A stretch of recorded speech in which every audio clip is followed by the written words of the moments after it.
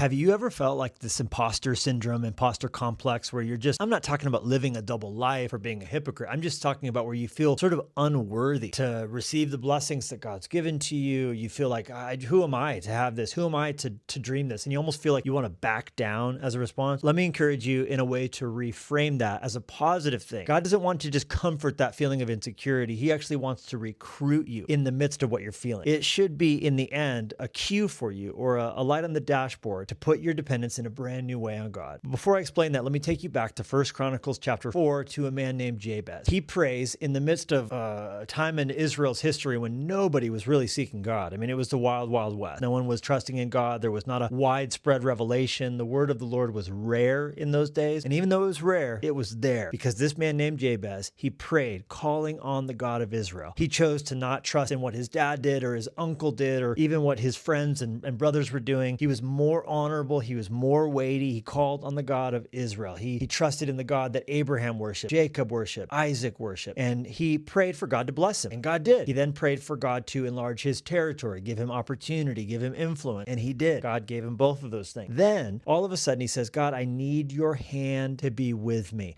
This is crucial. And this is what we need to do when we're feeling a touch of that imposter syndrome. Because without the hand of God with us and upon us, giving us strength, we won't be able to manage or to steward what God in his kindness and his goodness does in fact want to bless us with, the opportunities he wants to give us. They'll start to become either idols to us that we'll worship as God, or we'll give into the insecurity. How can I handle this? God's opened up such a big, broad life for me, but now I don't know how to manage it. Then we're going to start to want to back down, feeling unworthy. Instead, we need to look at the devotion that led to the promotion now as the instigation for a fresh declaration of dependence on him.